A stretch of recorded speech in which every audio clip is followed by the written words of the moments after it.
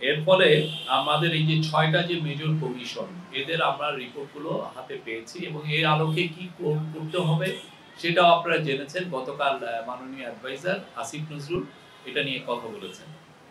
তো আজকে আমরা অলরেডি যেগুলো রিপোর্টগুলো পাচ্ছি আমরা ওই ওদের সারসংক্ষেপ আপনাদেরকে আমরা অলরেডি দিয়ে দিয়েছি এবং আপনারা পড়েছেন। আমরা খুব যে বেশি কিছু বলার আছে সেখানে নাই। তারপরে আমরা বলছি যে খুবই মানে যদি আমি জুডিশিয়ারি রিফর্ম কমিশনের উপর বলছি, আমার কলিগ আজাদ মজুমদার সিভিল সার্ভিসের উপর বলবেন। তো ইমদাদুল হক আজকের এই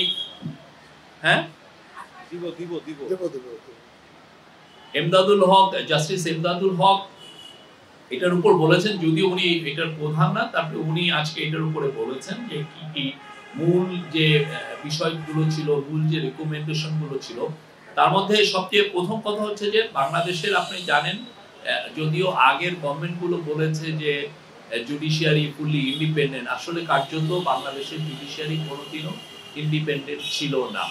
তো সেই জন্য এই এই কমিশন বলেছে যে জুডিশিয়ারিকে পুরোপুরি স্বাধীন এবং কার্যকরভাবে স্বাধীন করার ওরা প্রস্তাব দিয়েছে। এটা একটা ৩৫২ পাতার পৃষ্ঠার একটা বড় রিপোর্ট এবং এটার পুরোটা ইমপ্লিমেন্টেশন করতে হলে কিছু কিছু ক্ষেত্রে আপনার কনস্টিটিউশনাল অ্যামেন্ডমেন্টও লাগবে।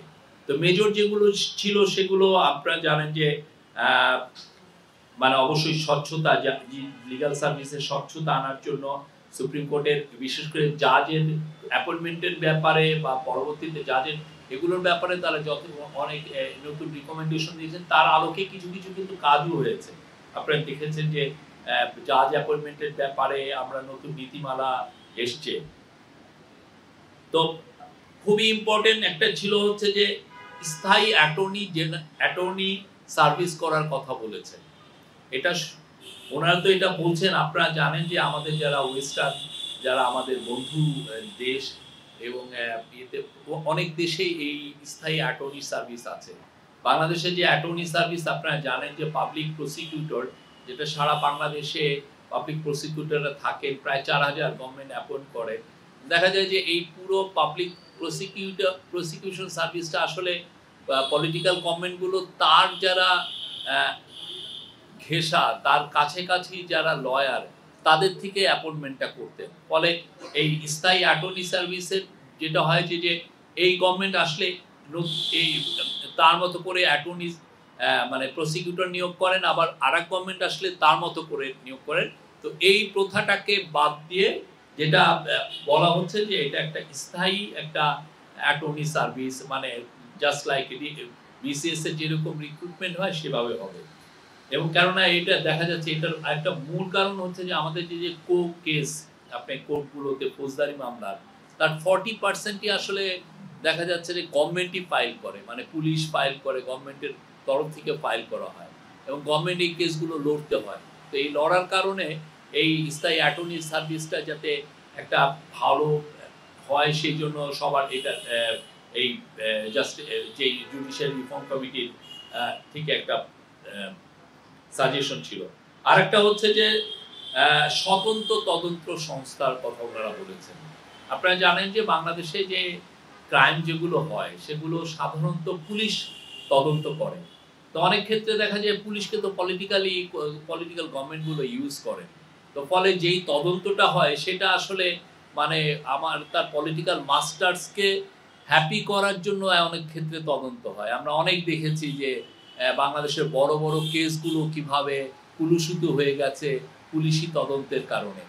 পুলিশের তদন্তগুলো খুবই ফল্টি এবং অনেক ক্ষেত্রে এটা ম্যানিপুলেট করা যায়। তো সেই জায়গায় ওনারা বলেছেন যে একটা স্বতন্ত্র তদন্ত সংস্থা করার কথা বলেছেন। আর অনেকগুলো আছে। আরেকটা হচ্ছে যে সুপ্রিম কোর্টের স্থায়ী বেঞ্চ, ওনারা বলেছেন যে এটা ডিভিশনে সেট আপ করার জন্য। এটার মূল কারণ হচ্ছে বাংলাদেশের তো জনসংখ্যা বাড়ছে।